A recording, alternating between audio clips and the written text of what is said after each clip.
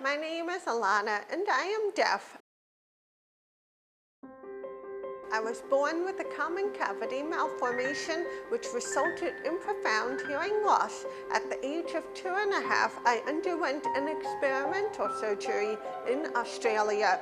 Shortly after my surgery, I learned to hear and speak through auditory verbal therapy. Before I get into more details about my case, I'd like to take a step back and explain the structure of the ear.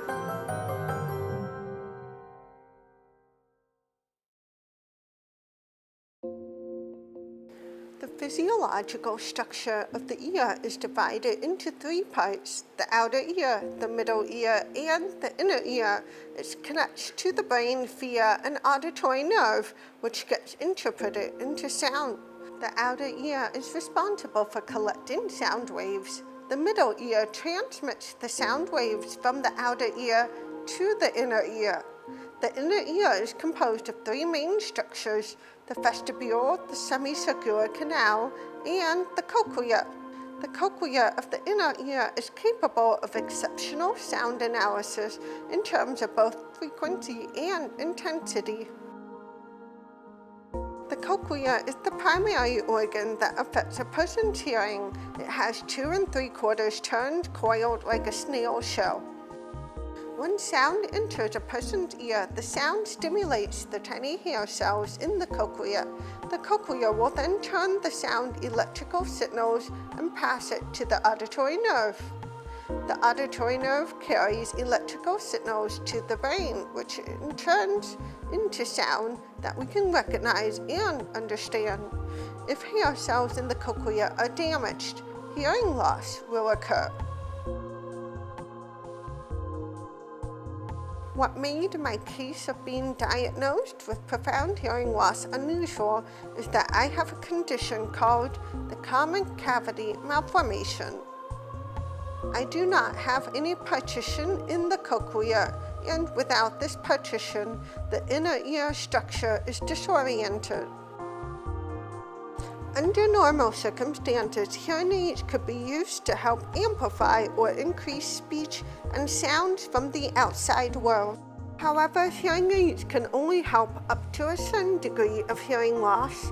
For those with profound hearing loss, hearing aids can't help them develop adequate speech and language. Cochlear implants do not cure hearing loss or restore hearing, but they do help people with severe hearing loss perceive the sensation of sound by bypassing the damaged inner ear. Cochlear implants are composed of 2 major parts. The first part is the implant, which includes electrodes and decoding module. The second part is the sound processor, which is composed of the microphone, signal transmitter, and coil. After implantation, it is critical to wear the outer processor daily for sustained function.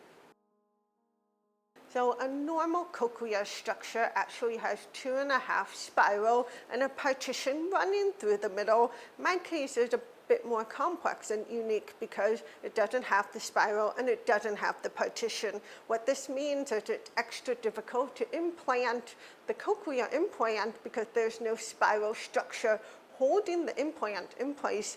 So actually I underwent an experimental surgery where the surgeon had to blindly insert the implant into my cochlea, not knowing what the inner shape was or where the nerves were. This was really quite a gamble, and they were hoping that the outcome would work. So I learned how to listen and speak through a program called auditory verbal therapy, which focuses on training the ear on comprehending and understanding sounds. It's also really helpful in being tailored to each individual person's strengths and weaknesses. For example, my weaknesses are often based on the breathy sounds such as shh, shh, those kind of sounds. So it's important to recognize that when you have profound hearing loss and you're using a cochlear implant, such as myself, There is no destination. It is a lifelong training process. I did receive auditory verbal therapy throughout my entire childhood, and I'm still going to continue it throughout my life, because rather than thinking of it as like wearing glasses where you put it on and you're done, it's actually more like a muscle where if you want to keep that muscle, you've got to train it over and over again. Because my speech is much better than my hearing, so if I want to maintain that, I've got to constantly exercise that muscle. I think it's just going through the process and being able to master sounds that you can't hear. At least that's the most difficult part for me, because how do you explain a sound that someone can't hear? For me personally, it's quite difficult to hear in background noise because I have a microphone and all the sounds go into the microphone, so I can tailor or select unique individual sounds. Rather, I hear everything that goes into the microphone, so I do have to take measures in my life to improve my communication needs. So I'm frequently asked what it's like for me to hear a sound, and this is quite a difficult question for me to answer because, quite frankly, this is all I've known, but I have heard from other people who did have hearing and lost it and received a cochlear implant that some people say it's akin to hearing underwater. Other people have described it as quite muffled. Some others have said it's extremely technical, electrical almost. For me, it just sounds like sound because that's all I know.